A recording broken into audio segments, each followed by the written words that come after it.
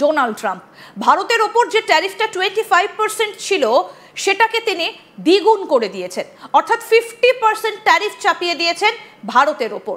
কেননা ভারত রাশিয়া থেকে তেল কিনছে, অথচ আমেরিকা রাশিয়ার সঙ্গে বাণিজ্য বন্ধ করছে না, কিন্তু ভারত কেন রাশিয়া থেকে তেল কিনবে সেজন্য ভারতের ওপর যত রাগ গিয়ে পড়লো এবং ট্যারিফ 50% পর্যন্ত নিয়ে গেলেন ডোনাল্ড ট্রাম্প। কিন্তু এতে করে তিনি কি সত্যি ইন্ডিয়ার কোনো ক্ষতি করতে পারলেন, নাকি আখেরে নিজের দেশেরই অর্থনীতিটাকে আরো খানিকটা গলাটা চেপে ধরলেন, সেটা অবশ্য সময় বলবে। কিন্তু প্রাথমিকভাবে এর ইম্প্যাক্ট কতটা, ভারতের অর্থনীতিতে কতটা প্রভাব পড়বে এবং আমেরিকারই বা এতে কি আদৌ প্রফিট হবে, নাকি দেশের বিরুদ্ধে ষড়যন্ত্র করে বসে রয়েছেন ডোনাল্ড ট্রাম্প, আমরা এই পুরো বিষয়গুলো নিয়ে কথা বলবো। আমাদের সঙ্গে রয়েছেন নীলাঞ্জন ঘোষ, প্রধান অর্থনীতিবিদ এবং সিনিয়র ভাইস প্রেসিডেন্ট ORF। আপনাকে স্বাগত জানাই আজ তাক বাংলায় নীলাঞ্জন বাবু। আমি শুরুতে একটু আপনার কাছে থেকে জানতে চাইবো, এই যে এত 50% ট্যারিফ, এটা ভারতীয় অর্থনীতিতে এর প্রভাবটা কতটা পড়বে এবং একই সঙ্গে আমেরিকান অর্থনীতিতে কি আদৌ কোনো লাভ হবে? এই প্রশ্নটাতে আসার আগে আমার মনে হয় কয়েকটা জিনিস একটু ক্লিয়ার করে নেওয়া দরকার।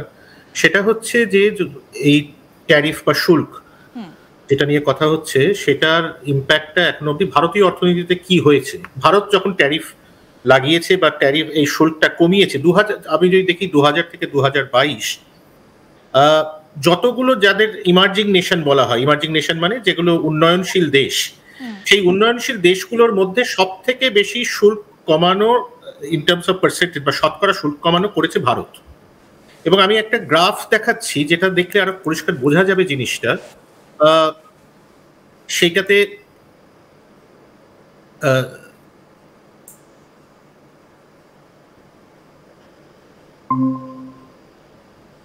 এই যে গ্রাফটা দেখা যাচ্ছে কি? হ্যাঁ হ্যাঁ দেখা যাচ্ছে, বলুন। আচ্ছা, এটাতে দেখুন ইন্দিরা, দেখো এটাতে, এখানে এটা হচ্ছে যে ডেভেলপড নেশন যেগুলো, যে দেশগুলো, তাদের অ্যাকচুয়ালি শুল্কটা যতটা কমানো হচ্ছে 2000 থেকে 2022, সব থেকে বেশি জাপান, সেটা হচ্ছে এই 2.8%-এর কাছাকাছি মাত্র। এবার আমি যদি পরের গ্রাফটাতে আসি, দেখা যাচ্ছে এটাতে যেখানে চায়না, ইন্ডিয়া, এগুলো হচ্ছে উন্নয়নশীল দেশ বা ইমার্জিং নেশন যাদের বলা হয়, এদের যে শুল্ক বা ট্যারিফ, অ্যাভারেজ ট্যারিফ যেটা ডিক্লাইন হয়েছে বা কমানো হয়েছে, সব থেকে বেশি কমানো হয়েছে ভারতবর্ষ, তারপরে চায়না, তারপরে আমরা দেখতে পাচ্ছি সৌদি আরবিয়া, তারপরে দেখছি রাশিয়া রয়েছে, থাইল্যান্ড রয়েছে, কিন্তু সব থেকে বেশি প্রায় 19% মতো ট্যারিফ কমানো হয়েছে ভারতবর্ষে।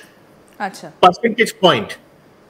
এর সাথে একটা খুব ইন্টারেস্টিং ফেনোমেনন দেখা যাচ্ছে, যেটা ভারতের ক্ষেত্রেও প্রযোজ্য, সেটা আমি পরের গ্রাফটাতে আসছি, কোনো কারণে হ্যাং রেখেছে।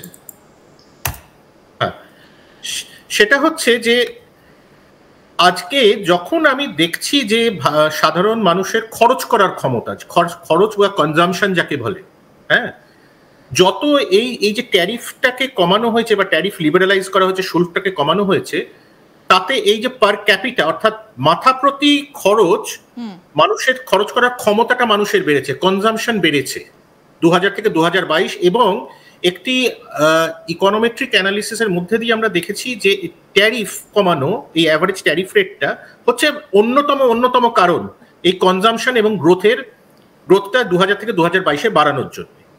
তার মানে এইটাই যে ট্যারিফ লিবারালাইজেশন বা শুল্ক কমানো অ্যাকচুয়ালি ভারতবর্ষের পক্ষে একটা ভালো ঘটনা, এক নম্বর। এবার এই প্রসঙ্গে আসি, দ্বিতীয় প্রশ্নটা হচ্ছে এই যে ট্যারিফ বাড়ালো ইউএস ইন্ডিয়ান প্রোডাক্টগুলোর উপরে, হ্যাঁ, এটাতে কি ঘটনা ঘটছে? এক নম্বর ঘটনা হচ্ছে যে হ্যাঁ, কিছু সেক্টরের উপর আমরা দেখছি ট্যারিফ বসতে চলেছে, কিন্তু সবার আগে ভারতবর্ষের আমি যদি এই ফেনোমেননটা দেখি যে আজকে কনজামশন বেড়েছে ট্যারিফ কমানোর জন্যে, সাধারণ মানুষ আরো বেশি করে সস্তায় জিনিস পেয়েছে। উল্টো দিকে আমি দেখছি যে যেটাকে আমরা বলি একটা কথায় ট্রেড সারপ্লাস, অর্থাৎ রপ্তানি মাইনাস আমদানি, কতটা আমি রপ্তানি করছি বা এক্সপোর্ট করছি, কতটা আমি আমদানি করছি, ভারতবর্ষের একটা trade surplus, substantial trade surplus আছে আমেরিকার সাথে। এবং এই সারপ্লাসটা এতটাই বেশি যে আজকে ধরো তোমার যেটা, এবং দিনকে দিন বাড়ছে, 2017-তে যেটা ছিল প্রায় $20 বিলিয়ন, আজকে সেটা হচ্ছে প্রায় 2024-এ গিয়ে, মানে ফিনান্সিয়াল ইয়ার 2024-এ সেটা প্রায় $35 বিলিয়ন।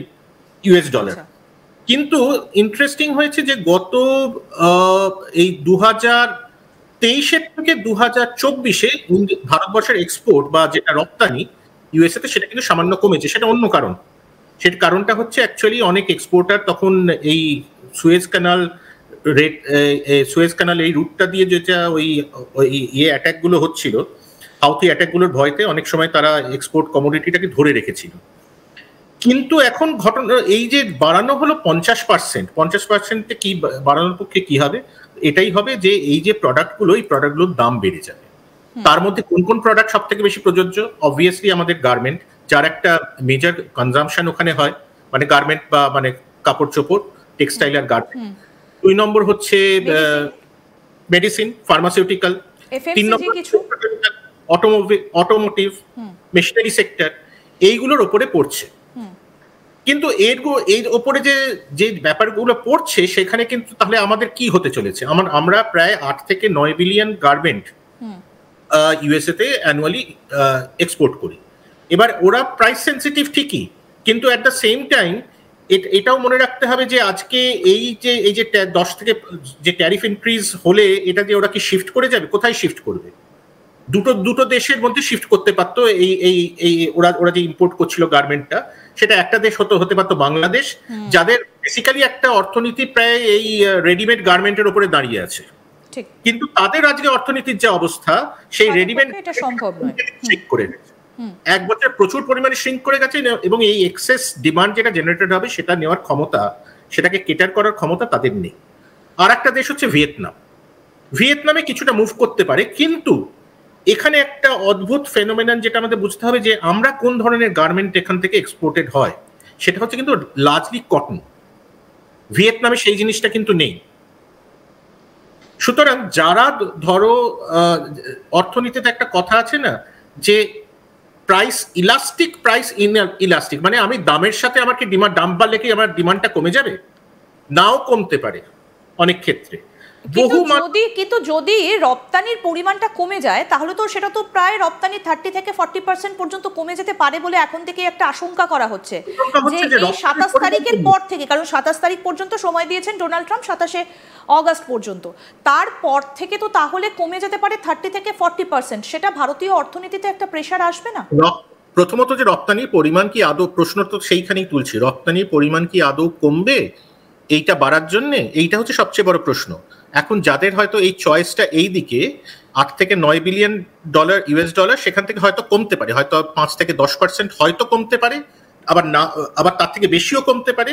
কিন্তু খুব যে একটা মেজর ইম্প্যাক্ট, কারণ এই কটন প্রোডাক্ট সেইগুলোর কিন্তু একটা লার্জ, যেটাকে বলে ইনইলাস্টিক ডিমান্ড রয়েছে।